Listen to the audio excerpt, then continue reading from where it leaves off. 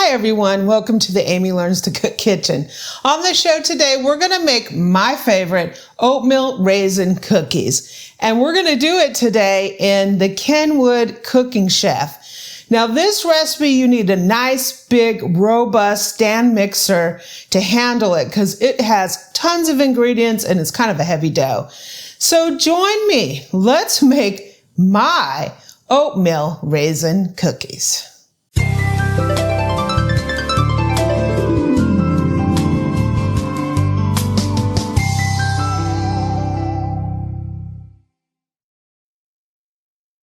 So this recipe is available on my website, amylearnstocook.com. I'll put links down in the description. So you want a nice big stand mixer. So get you a nice KitchenAid Pro 600, maybe a Bosch, one of these nice big 7-quart Kenwoods, something like that. You want a big, robust mixer. So I have the paddle attachment, and look at the paddle to this Kenwood. I'm going to put 2 sticks of butter in here. It'll come out. I'm going to put a cup of granulated sugar and a cup of brown sugar.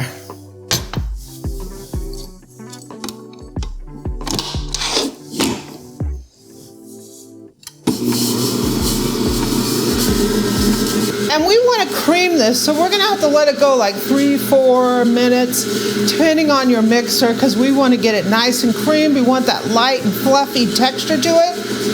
So we may have to scrape it down like halfway through or so. So I'm going to go ahead and increase the speed.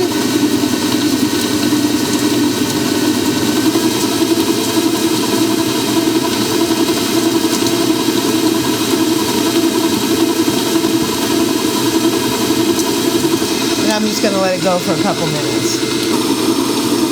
Okay, so I'm going to give it a quick scrape down. Ooh, look at that. It's beautiful. It's nice and fluffy.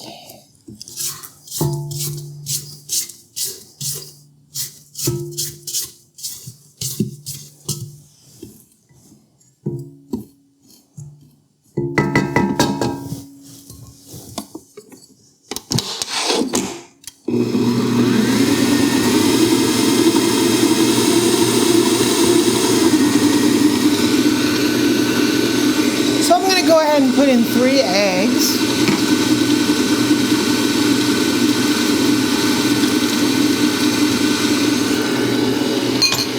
I'm going to let that cream a little bit.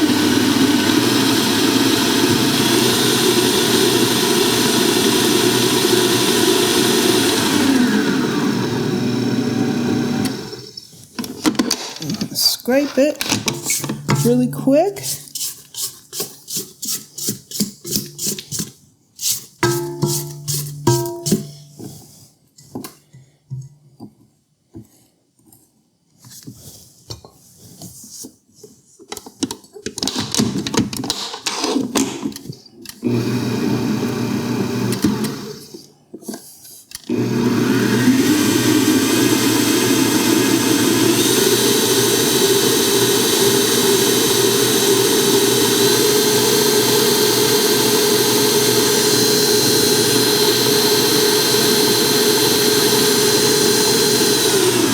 Ooh, that looks very nice. So I'm going to go ahead and put in some vanilla. It's a teaspoon of vanilla.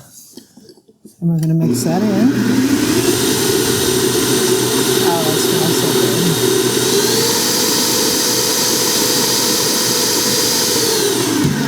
good. Wow. So I have my recipe here. I printed it out from amylearnstocook.com.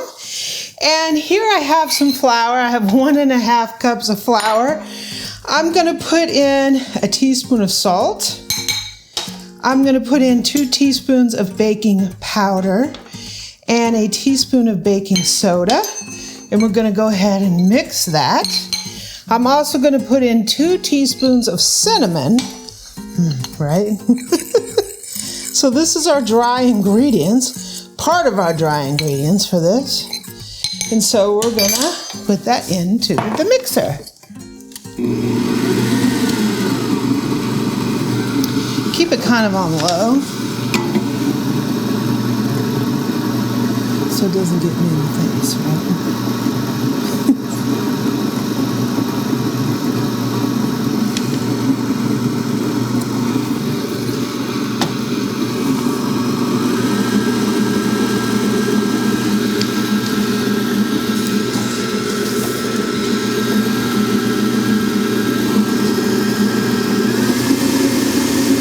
Oh my gosh, it looks beautiful. So I'm gonna give it a little scrapey poo. Look at how beautiful that batter is.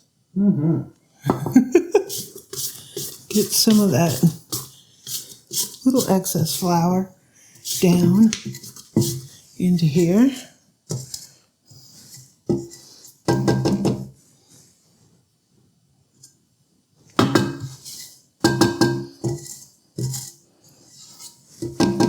So this is a part of the recipe that you need the heavy duty mixer. So we have 4 cups of oats. These are the old-fashioned oats. They're not the quick cooking oats. We're gonna go ahead and put that in.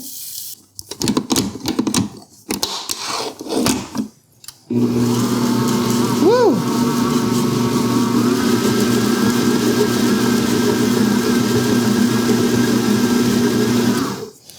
And I have 1.5 cups of raisins.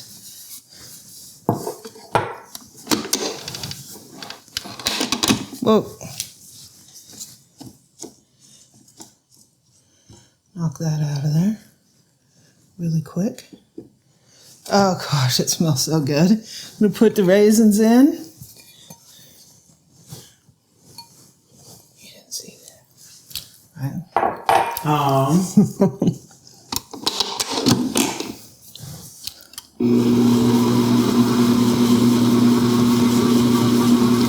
Look at that, when you have a big, robust mixer. Yeah, baby. Woo!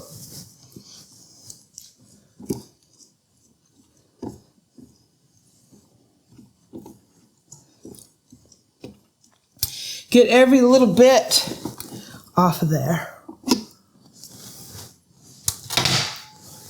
So, wow, that looks amazing. So here's our dough. So let me get the oven preheated, and then we're gonna form the cookies. Okay, here's our dough. It looks really nice. So many people ask me for this recipe because I always make it in the mixer videos, and I've never really given out the recipe. So this is it, right? So what I have here is a disher, and this is from Vollrath. And I've had other like ice cream scoops and other dishers. It's called a disher, or you can use it as an ice cream scoop. And I'm gonna tell you, I break them all the time.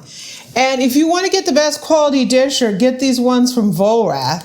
You can either get them at your local restaurant supply store, or I'll put a link down in the description. So what's great about using these is when you make cookies and you say you go to a bakery and you see all the cookies are like exactly the same size, well, you can do that at home. They use a disher for this. And depending on what size cookie you want, you use a certain size disher. So this is a 20.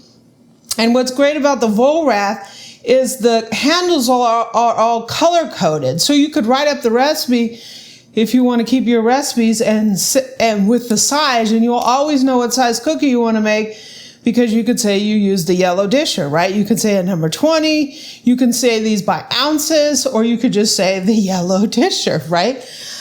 This is a standard thing that bakeries use, and I've used other ones and they just fall apart.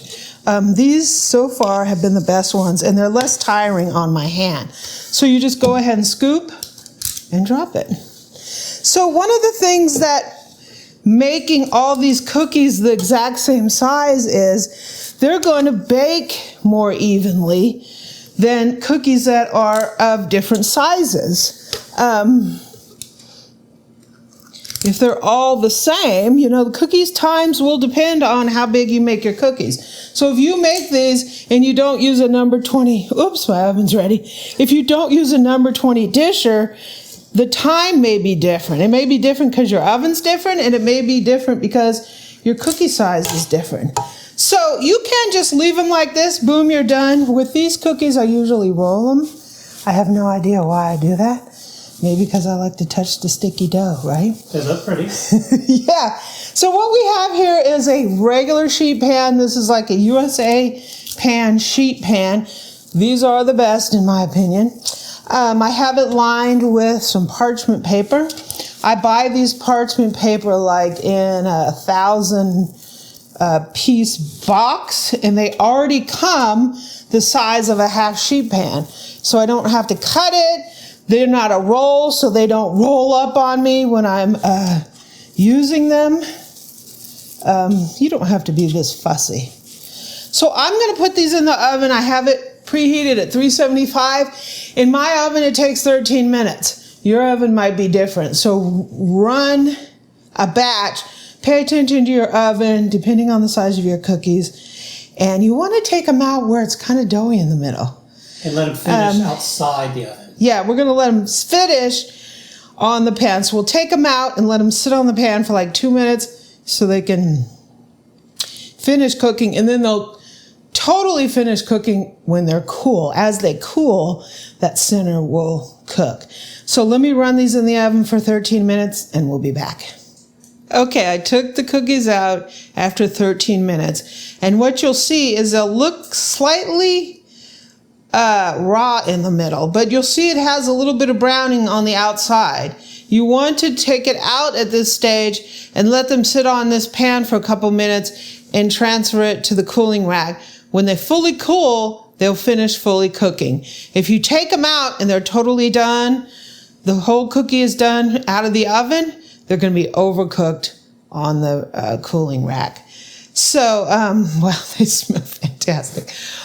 As soon as we're going to let these sit for a few minutes and we'll be back. Okay, so they've been sitting here a little bit. They all look great. This one right here, I think I rolled it a little different. That's why maybe you shouldn't roll it. Maybe you should just let it go straight out of the disher. So I'm using a fish spatula, and what's great about the fish spatula, it's really thin on this side, and you can scoop it really nice. If you use a spatula that's too thick, you'll tend to break them, right? Scrunch them. Yeah, so just use a fish spatula. They come out just like this. Oh, look at that. Baby's beautiful. And we're going to go ahead and put them on the cooling rack. So like I said, we're going to let these fully cool, but we got to get another batch going, right? Wow. These are beautiful, beautiful cookies. Seems like, it's a little fussy, but just a little more extra care and when you bake them really will give you a lot better results. Because I've had a lot of trouble making cookies that just end up hard or too crumbly or whatever. Eric's actually the cookie master around here. So we're going to go ahead and give us a new sheet worth.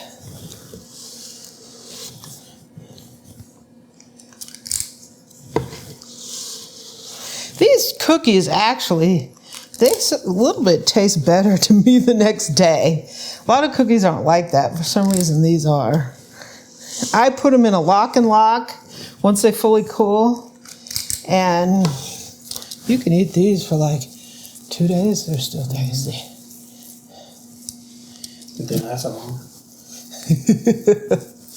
Around here now.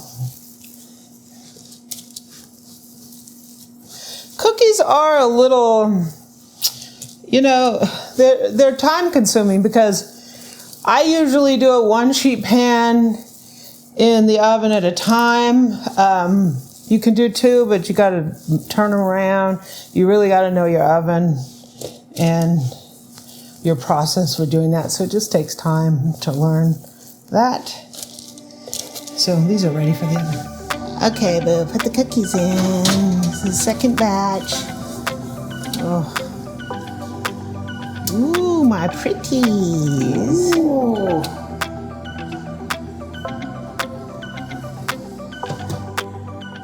Okay, the cookies are out of the oven. We actually got 24 cookies, but I think a couple of them got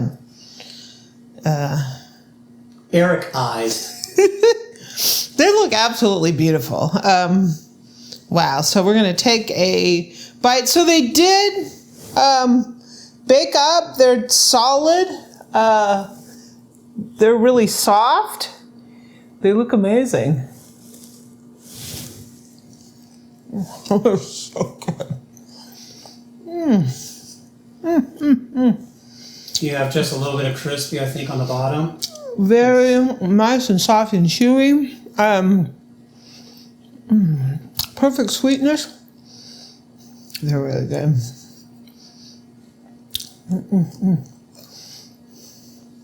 Eric made himself a supersized cookie. Bonus coverage to follow. So Cook, try these out.